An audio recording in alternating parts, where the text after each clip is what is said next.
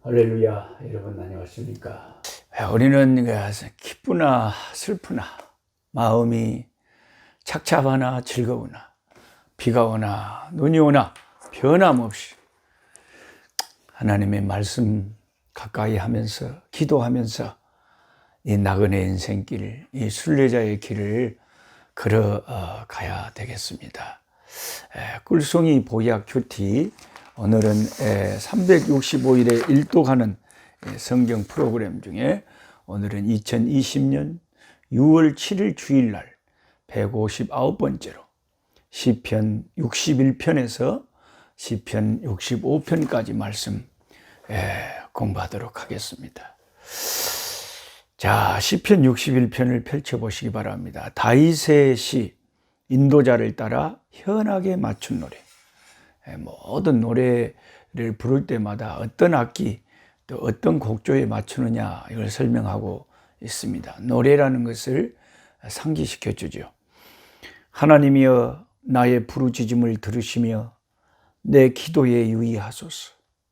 내 마음이 약해질 때에 땅 끝에서부터 주께 부르짖으오리니 나보다 높은 바위에 나를 인도하소서.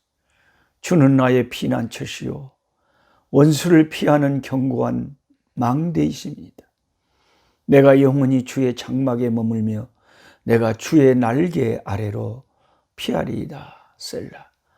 주 하나님이여 주께서 나의 소원을 들으시고 주의 이름을 경외하는 자가 얻을 기업을 내게 주셨나이다. 주께서 왕에게 장수하게 하사 그의 나이가 여러 대에 미치게 하시리이다. 그가 영원히 하나님 앞에서 거주하리니 인자와 진리를 예비하사 그를 보호하소서. 그리하시면 내가 주의 이름을 영원히 찬양하며 매일 나의 서원을 이행하리이다. 학자들은 이 시편 61편의 배경이 자기 아들 압살롬이 반역을 일으켰을 때 다윗이 황망 중에 도망가서 다리를 건너서 겨우 숨을 쉬었을 때 그가 이 시를 지었다 이렇게 말합니다. 그러니까 2절에 내 마음이 약해질 때 땅 끝에서부터 주께 부르짖으리니 그러잖아요. 자기 마음이 지구 끝에 가 있는 느낌이에요. 땅 끝에 있는 느낌이에요. 완전히 끝모를 나락에 그렇게 떨어진 그런 자기 자신, 그때에 하나님 주님은 나의 피난처가 되신, 피난처 되신 주님 앞에 나를 견고한 바위터 위에 세워달라고, 나를 인도해달라고 하나님께 기도하고 있습니다. 그러니까 다윗의 일생, 다윗의 신앙은 기도하는 신앙이라고 해도 과언이 아니에요. 급한 일이 생겨서 자기 아들이 그렇게 자기를 죽이려고 그런 기가 막힌 반역을 일으켜서 황망한 중에도 그는 하나님 앞에서 기도하기를 주님은 나의 피난처시라. 주님 날개 아래 내가 피하겠다. 그 엄마 새가요, 날개를 딱 펼쳐가시고 비바람이나 폭풍우가 칠 때는요 보호를 한대요. 새 집에서 비바람 폭풍이 막 울면 막 비가 쏟아질 거 아닙니까? 그러면 어미새가 새끼들 또 추워서 죽을까 감기 들까 날개로 탁 그 새들을 그렇게 새끼 새들을 보호한다 이거예요.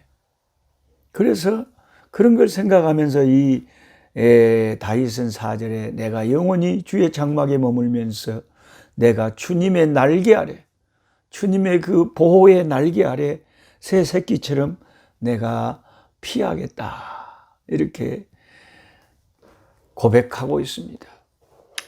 주님은 오늘 또 이 세상을 살면서 고통 중에 있는 우리를 날개를 펴시고 우리를 보호하시기 위하여 기다리고 계십니다. 여러분 그 윌리엄 커싱이라고 하는 유명한 목사님이 계셨는데 되게 설교를 은혜스럽게 하셔가지고 많은 성도들에게 사랑을 받고 은혜를 끼쳤다고 합니다. 그런데 어느 날 갑자기 점점 목소리가 주로 작아지기 시작하더니 성대 결절이 와가지고 나중에는 이 일로 인해서 결국에 목회 사역을 더 이상 할 수 없는 지경에 이르렀습니다. 왜냐하면 목사님이 강단에서 예배를 인도하고 설교를 해야 되는데 목소리 성대가 나가버려가지고 이게 어떻게 목소리를 어떻게 할 수가 없는 거예요. 그래서 목회를 어쩔 수 없이 그만두게 되었습니다. 그는 눈물의 세월을 보내다가 절망 속에서 그래도 이제 신앙이 있으니까요. 아이고 내가 이렇게 살아서는 안 되겠다고 결단을 하고는 기도를 시작했다고 합니다. 하나님.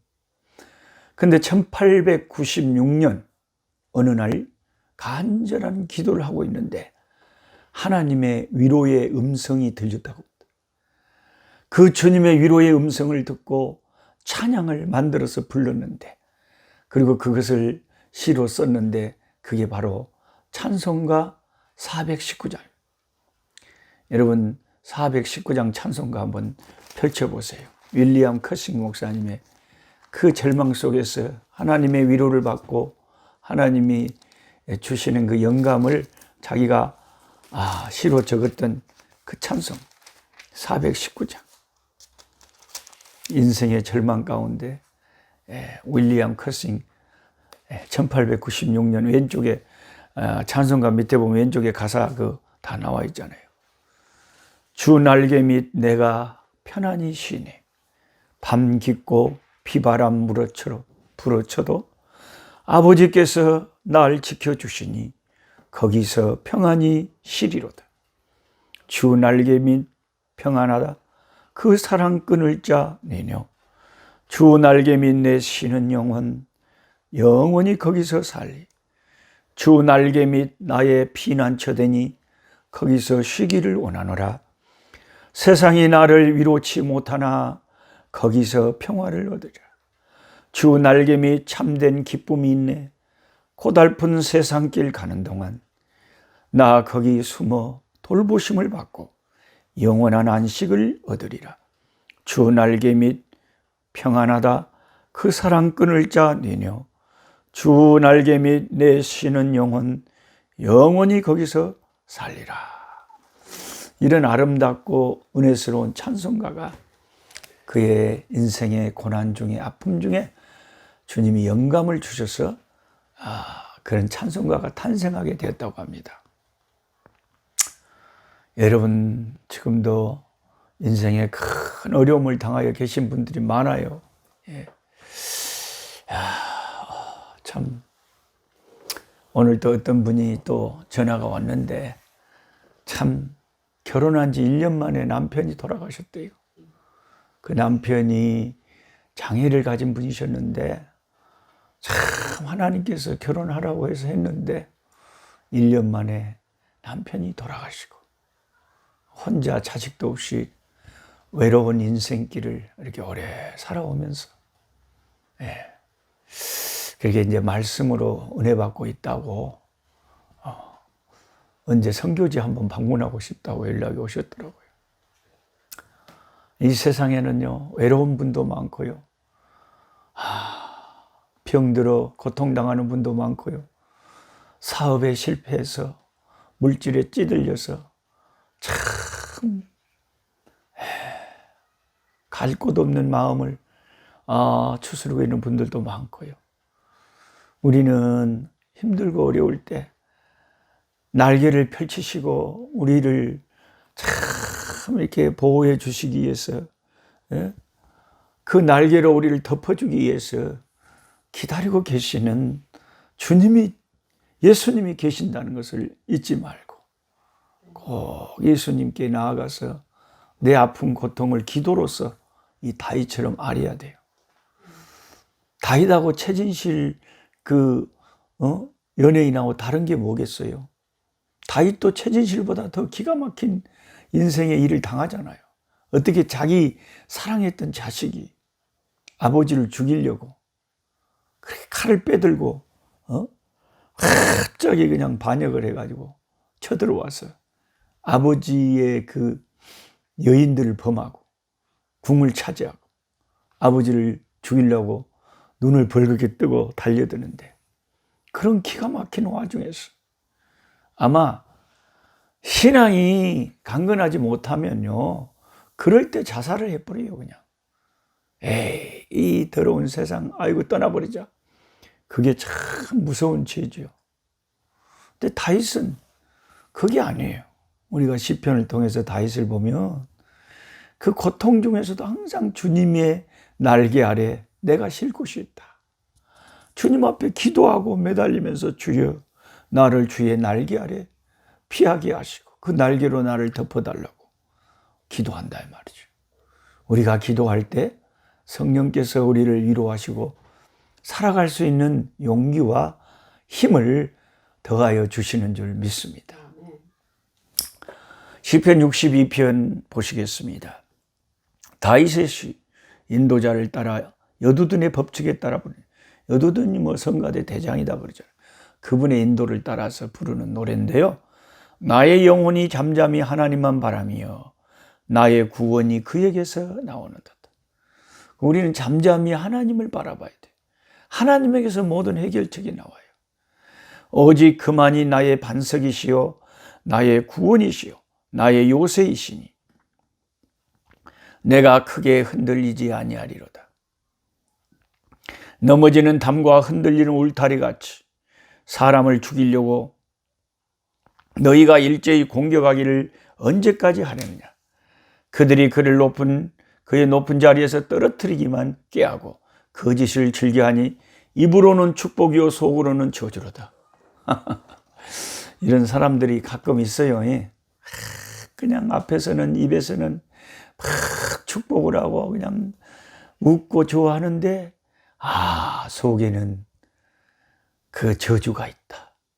겉과 속이 다르다는 거죠. 나의 영혼아 잠잠히 하나님만 바라라. 물은 나의 소망이 그로부터 나오는도다. 이것도 여러분 잘 쓰셔가지고 벽에다가 붙여놓고 나갈 때 들어올 때 자꾸 보시면 좋겠어요. 냉장고 껍데기라도 붙여놓든지 이 말씀을 자꾸 읽으면서 내 영혼의 양식이 되는 거죠. 읽는 거예요. 소리내서. 내 영혼아 잠잠히 하나님을 바라라. 하나님만 바라봐라. 무릇 나의 소망이 그로부터 나오는도다. 하나님을 바라볼 때요, 세상이 꽉 동서남북으로 막혀 있어도 하늘은 열려 있거든요. 그래서 힘들고 어려울 때 하나님을 딱 바라보고 하나님께 기도하면 소망이, 희망이, 가능성이, 길이 생기고 열린다.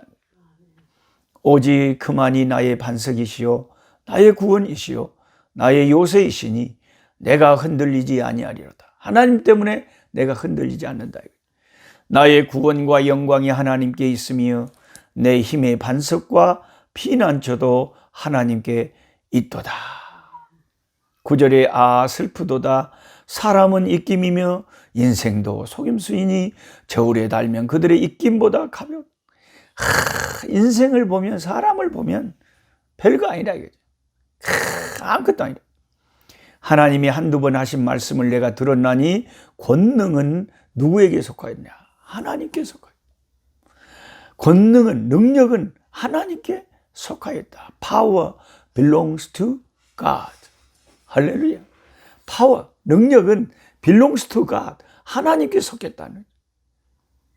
성령의 권능이 하나님에게 속해 있는 거예요. 우리 사람이 권능을 갖고 있는 거 아니에요.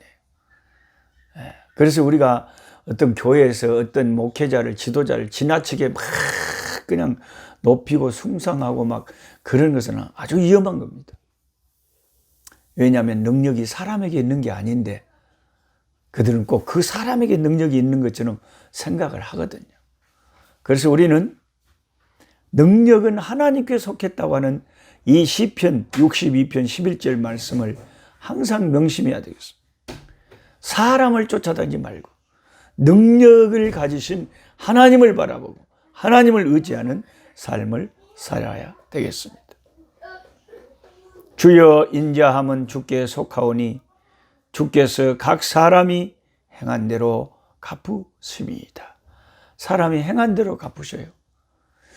교회 다니면서도 이걸 안 믿는 이 신학자도 있고 참 이상한 사람들이 있습니다. 그래서 난 참 안타까운데요. 어떨 때는 자기가 지식이 많고 교수고 학자고 박사면 박사지, 하나님의 말씀을 부정해서는 안 되잖아요. 아니, 하나님의 말씀에 주께서 각 사람이 행한 대로 갚으실 거다 그러는데 그런 게 없다 그래요. 상급이 없대요.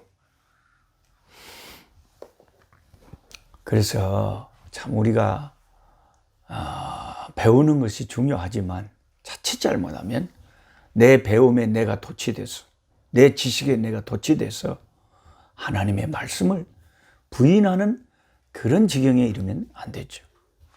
각 사람이 행한 대로 하나님이 상급으로 갚아주신다는 것을 성경은 수없이 말하고 있으니까 우리는 믿어야 될 줄 압니다. 시편 63편에 보면 다윗의 시인데, 유다 광야에 다윗이 있을 때 유다 광야에서 뭐 하고 있었습니까? 쫓기고 있었죠. 사울이 죽이려고 하니까 막 광야를 도망다니면서. 이런 세월이 다윗의 청춘의 시절에 참 많았습니다. 그만큼 하나님이 큰 종들이, 큰 그릇들이 되려면 하나님이 그냥 용광로에서 뜨거운 불로 연단하듯이 많은 연단의 시기를 겪어야 돼요. 저도 고등학교 3학년 때 막 폐병이 들어가지고 고등학교도 못 다니고, 지금 제가 이거 녹화원이 벌교 우리 집에서 늘 누워서 주사 맞고 약 먹고, 그때가 참 앞길이 캄캄했습니다. 예수 믿고 주를 믿고 의지하고 따라가다 보면요, 앞길이 캄캄해질 때가 많아요. 다윗 같은 그런 위대한 하나님의 눈동자같이 아끼는 사람도 그 청춘의 때에 그 많은 힘든 세월이 너무너무 많았다. 눈물의 세월이 너무너무 많았다. 그걸 아셔야 됩니다. 하나님이여, 주는 나의 하나님이시라. 내가 간절히 주를 찾되 물이 없어 마르고 황폐한 땅에서 내 영혼이 주를 갈망하며 내 육체가 주를 앙모하나이다. 내가 주의 권능과 영광을 보기 위하여 이와 같이 성소에서 주를 바라보았나이다. 주의 인자심이 생명보다 나음으로 내 입술이 주를 찬양할 것이라. 이러므로 나의 평생에 주를 송축하며 주의 이름으로 말미암아 나의 손을 들리이다. 자기는 광야에서 도망다니면서도 다윗은 항상 고백하는 것이, 자기는 평생 하나님을 찬송하겠대요. 주님을 찬송하면서 할렐루야 할렐루야, 내 앞길 멀고 험해도 나 주님만 따라가리. 그 두려움이 편하여 내 노래 되었고, 첫날의 한숨 변하여 내 기도 되었네. 주님을 찬송하면서 할렐루야 할렐루야, 내 앞길 멀고 험해도 나 주님만 따라가리. 이것이 시편에 나타난 다윗의 고백. 64편의 다윗의 시, 인도자를 부르는 노래, 따라 부르는 노래. 하나님이 내가 근심하는 소리를 들으시고 원수의 두려움에서 나의 생명을 보존하소서. 주는 악을 꾀하는 자들의 음모에서 날 숨겨주시고 악을 행하는 자들의 소동에서 나를 감춰주소서. 그들이 칼같이 자기 혀를 연마하며 화살같이 독한 말로 겨누고 숨은 곳에서 온전한 자를 쏘며 갑자기 쏘고 두려워하지 않아. 탁 숨어갖고 쏴버리면요, 탁 그냥 예상치 않게 맞아볼 수가 있죠. 뜻하지 않게 다른 사람들이 독한 말을 들으면요, 우리가 잠이 안 오고 밥맛이 없고 그냥 얼마나 스트레스 받고 힘들 때도 많은지 몰라요.